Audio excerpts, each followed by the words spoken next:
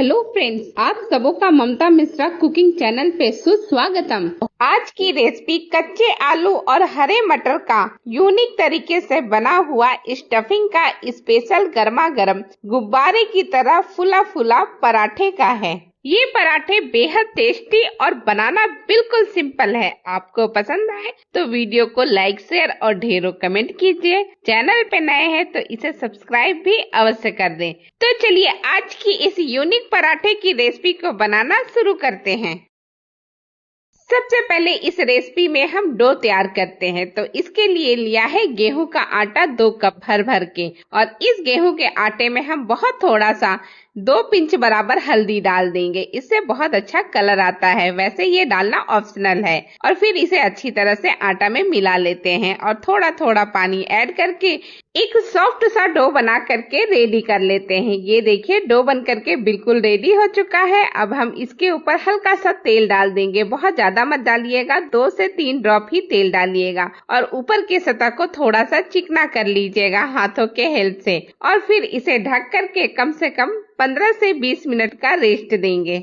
जब तक dough set होता है तब तक चलिए स्टफिंग बनाते हैं। तो इसके लिए कढ़ाई में 2 चम्मच हमने डाल दिया है सरसों का तेल, और उसमें डाला है 1 पिंच हींग और आधा टेबल स्पून छोटी वाली चम्मच से जीरा डाल दिया है। जब ये दोनों ही चीज अच्छी तरह से चटक जाए तब हम इसमें डालेंगे 3 से 4 हरी मिर्च को बारीक चॉप करके, 10 से 12 लहसुन की कलियों को चॉप करके बारीक, और आधा इंच अदरक के टुकड़े को ग्रेट करके हमने डाल दिया है। सारी चीजों को कम से कम 30 सेकेंड तक लगातार चलाते हुए भून लेंगे। इसके बाद हम इसमें डालेंगे 2 मीडियम साइज के आलू को अच्छी तरह से छील करके बारीक बारीक चॉप करके डाल दिया है। बहुत बारीक भी नहीं करना है, हल्का जैसे सब्जी वगैरह बनाते हैं वैसा चॉपिंग ही करना है। और फिर इसमें आलू में जितनी नमक चाहिए उतनी नमक डाल देंगे। तो मैंने 1/4 चम्मच से भी कम नमक को डाला है और इसे अच्छी तरह से आलू में मिक्स कर लेंगे। इस तरह से आलू जल्दी पक जाता है। अब फ्लेम को लो मीडियम करके ढक करके पकाते हैं। पकते हुए 3 से 4 मिनट का टाइम हो चुका है। लीड हटा करके एक बार चेक भी कर लेते हैं और आलूओं को हल्का सा साइड भी चेंज कर देते हैं। इसी तरह से बीच बीच में हमें चेक करना है और फिर आलूओं को अच्छी तरह से भून लेना है। 3 से 4 बार हमने इस तरह से चेक किया और अब ये आलू बिल्कुल अच्छी तरह से 70% तक कुक हो चुका है। तो अब इसमें हम डालेंगे हरा फ्रेश मटर। तो 1.5 कप के करीब हमने हरा फ्रेश मटर को इसमें डाल दिया है। अच्छी तरह से धो करके इसमें डाला है और अब हम इसको अच्छी तरह से चला लेते हैं, सारी चीजों के साथ मिक्स कर लेते हैं। और 1/4 चम्मच इस चम्मच से माप करके हमने शक्कर डाला है, ये हल्का मिठास देगा। और फिर इतना ही हम इसमें नमक भी डाल देते हैं। नमक पहले भी डाला, इसका खास ख्याल रखिएगा। और अब हमने 1/4 चम्मच के करीब डाल दिया है गरम मसाला, घर का बना हुआ ताजा फ्रेश गरम मसाला, और इसे भी सारी चीजों के साथ अच्छी तरह से मिक्स कर लेते हैं। फिर इसे ढक करके लो मीडियम फ्लेम पे कम से कम 3 से 4 मिनट और पकने देते हैं। मैंने 1 से 2 बार बीच में चला करके देख लिया था और अब ये फाइनल है। इस बार में बिल्कुल आलू अच्छी तरह से स्मैश हो गया है। मैं आपको चला करके दिखाती भी हूँ।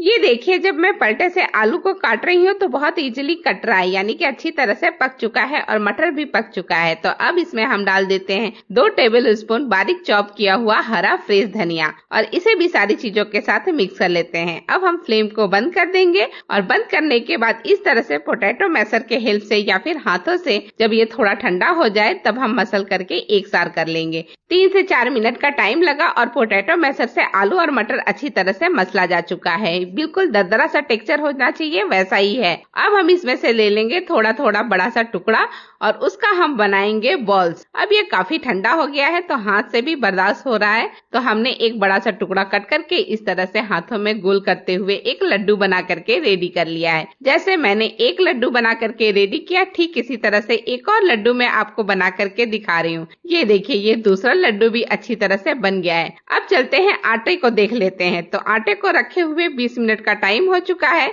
तो लीड हटा करके एक बार हल्का सा आटे को मसल लेते हैं। इस तरह से बहुत ज्यादा सॉफ्ट हो जाएगा आटा। और फिर इसमें से एक बड़ा सा टुकड़ा कट कर लेते हैं। जितना बड़ा हमने स्टफिंग लिया है उससे एक साइज बड़ा, और हाथों में इस तरह से गोल करते हुए एकदम स्मूथ सा एक पेड़ा बना करके रेडी कर लेते हैं। फिर इस पेड़े को अच्छी तरह से आटे में, सूखे आटे में लपेट लेते हैं और इस तरह से एक कटोरी नुमा शेप बना लेते हैं इस पेड़े का। और फिर जो एक स्टफिंग का लड्डू बनाया है वो एक लड्डू हम इसके अंदर डाल देते हैं और चारों तरफ से इस तरह से हाथों का हेल्प लेकर के इसके मुंह को हम सील कर देते हैं पेड़े के। और ये देखिए बहुत ही अच्छी तरह से ये बन करके रेडी हो चुका है। एक्स्ट्रा आटा हटा देते हैं और बिल्कुल अच्छी तरह से एक बड़ा सा पेड़ा हमारा बन गया है स्टफिंग वाला। फिर इस पेड़े को अच्छी तरह से हम सूखे आटे में लपेट लेते हैं। फिर या तो हथेली से या फिर हाथों से इसे थोड़ा सा बड़ा कर लेते हैं। इस तरह से बड़ा करके बेलेंगे तो ये फटेगा बिल्कुल भी नहीं। अब थोड़ा सा सूखा आटा और लगा लेते हैं क्योंकि ये काफी बड़ा हो चुका है। तो अब बेलन लेते हैं और हल्के हल्के हाथों का प्रेशर दे करके अच्छी तरह से एक गोल सा पराठा बना करके रेडी कर लेते हैं। ये देखिए एक पराठा बन करके मेरा रेडी हो चुका है। चलिए इसे सेकते हैं। तो सेकने के पहले मैंने तवा को अच्छा गर्म कर लिया था और थोड़ा सा ऑयल डाल करके ग्रीसी भी कर लिया है।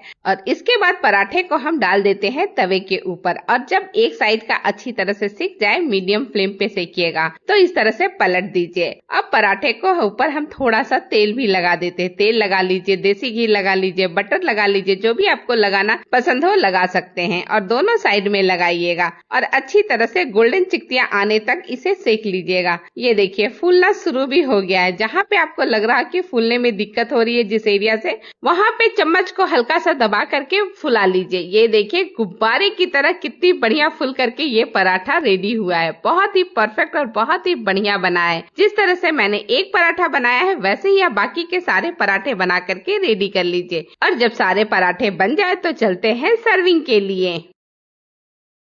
ये लीजिए सर्विंग प्लेट में ये पहला पराठा है और ठीक इसी तरह से एक और पराठा हमने सेक करके रेडी कर लिया है। दोनों पराठे को देखिए कितनी बढ़िया तरीके से चिकटियां पड़ी है पूरे पराठे के ऊपर, यानी बहुत अच्छी तरह से सिक चुका है। मैंने पराठे को छोटे छोटे त्रिकोण शेप में कट कर लिया है और अब आपको दिखाती हूँ कि इसके अंदर स्टफिंग कितनी अच्छी तरह से और कितनी ज्यादा मात्रा में भरी हुई है। तो पराठे का एक टुकड़ा ले लेते हैं और इस तरह से खोल करके देखते हैं। बहुत ही बढ़िया तरीके से हरा मटर और आलू दोनों विजिबल है। बहुत ही परफेक्ट बना हुआ है और इसका टेक्सचर और कलर कमाल का है। तो इस पराठे को आप जरूर ट्राई कीजिएगा। इसी के साथ वीडियो समाप्त करती हूँ। आप सबों का धन्यवाद। Thank you.